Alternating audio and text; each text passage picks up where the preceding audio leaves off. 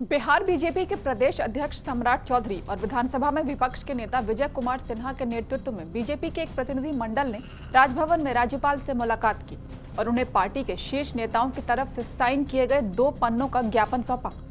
इस ज्ञापन में आरोप लगाया गया कि पिछले साल महागठबंधन की सरकार बनने के बाद से प्रदेश की प्रगति रुक गई है और कानून व्यवस्था ध्वस्त हो गई है। नमस्कार, आप देख रहे हैं TV9 और आपके साथ मैं हूं खुशबू झा। पार्टी की तरफ से बिहार सरकार के खिलाफ कार्रवाई की मांग भी की गई। 13 जुलाई को राजभवन मार्च किया गया था। इस दौरान बिहार पुलिस ने बीजेपी नेताओं और कार्यकर्ताओं पर जमकर लाठियां बरसाई थी। इस लाठीचार्ज के दौरान एक बीजेपी नेता की मौत हो गई थी, जिसके बाद बीजेपी ने काफी हंगामा किया।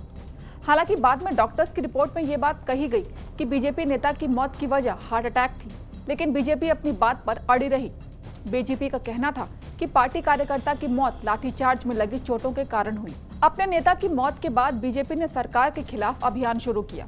भारतीय जनता पार्टी युवा मोर्चा ने 24 जुलाई से 9 अगस्त तक हस्ताक्षर अभियान चलाया। करीब 25 लाख लोगों को इस अभियान से जोड़ा गया और इससे जुड़े कागजात राज्यपाल को सौंपे गए। हम लोगों ने कहा है कि बिहार में जो 13 जुलाई को भारतीय जनता पार्टी के कार्यकर्ताओं पर लाठीचार्ज हुआ, उसके खिलाफ हम लोग लगातार हस्ताक्षर अभियान चला रहे थे और हम लोगों ने कहा कि पिछले 1 साल में बिहार के विकास की पुण्यतिथि हो गई।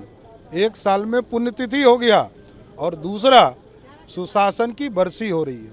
इसलिए हम चाहते हैं कि आप तुरंत संज्ञान लें और बिहार सरकार पर कार्रवाई करें। देखिए, महामहिम राज्यपाल महोदय को हमने बताया है कि इनको लोकतंत्र में विश्वास नहीं है।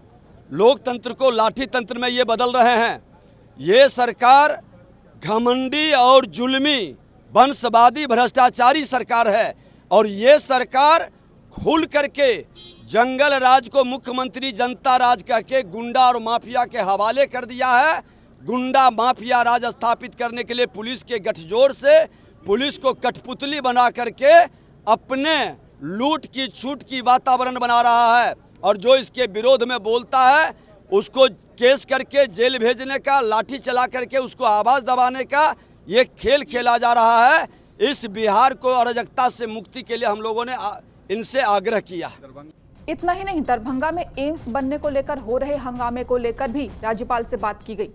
झूठ बोलने वाला जो मशीन है राष्ट्रीय जनता दल, उसको तो पता ही नहीं होगा। 2016 में आदरणीय प्रधानमंत्री जी ने 1264 करोड़ रुपया अलॉट कर दिया। बाद में 2020 में नीतीश कुमार जी ने जमीन देने की सहमति दिया, 220 एकड़ की सहमति दिया, उसमें से 89 एकड़ हैंडओवर कर दिया। 64 करोड़ रुपया का जमीन में मिट्टी भराई का काम हुआ, वो भी घोटाला हो गया, वो जमीन गायब हो गया। फिर दूसरा जमीन कहा अशोक पेपर मिल देंगे। फिर तीसरा जो अभी जमीन देने की बात है, उसमें 350 करोड़ का सिर्फ मिट्टी भराई होगा। ये एक नया घोटाला है।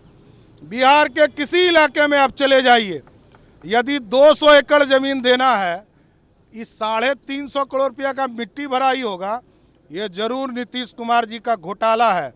नीतीश कुमार जी को इसमें आर्थिक आमदनी होने का चांसेस लगता है। डरे हुए हैं क्या कि क्रेडिट प्रधानमंत्री को चला जाएगा बनने के बाद? अरे तो एम्स के सर्वे सर्वा तो प्रधानमंत्री जी हैं और नीतीश जी नहीं चाहते हैं कि बिहार में एरोड्राम बने, नहीं चाहते हैं कि एम्स बने।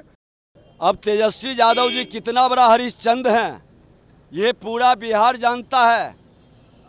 जिनके पुत्र हैं उनके भी हरिश्चंद्र का रोल देख चुका है बिहार और इनके भी रोल 5 विभाग रख करके पूरी अराजकता का वातावरण विभाग में बनाए हैं। ये माहौल देख रहा है। अरे सच को आँच क्या है? आप सच्चाई को स्वीकार करिए। कागज पर ऑर्डर है, आपने जमीन दिया, मिट्टी भराया, घोटाला किया और अब क्यों नकार करके बदलाव कर रहे हैं? यही तो वहाँ की जनता की भी मांग है। क्या नीतीश जी डर गए हैं कि एम्स को लेकर सत्ता के लिए, कुर्सी के लिए भयभीत हैं और लाचार बेबस मुख्यमंत्री वो किसी भी हद तक गिर सकते हैं। जिन लोगों की जामात से घिर चुके हैं, सच बोलने की क्षमता उनमें अब नहीं है। राज्यपाल राजेंद्र विश्वनाथ अर्लेकर को सौंपे गए ज्ञापन में राज्य सरकार की कई विफलताओं के बारे में बात हुई। रविवार को हुई इस मुलाकात के दौरान सम्राट चौधरी और विजय सिन्हा के साथ नंदकिशोर यादव, पूर्व उप मुख्यमंत्री तारकिशोर प्रसाद और रेणु देवी सहित कई नेता शामिल रहे।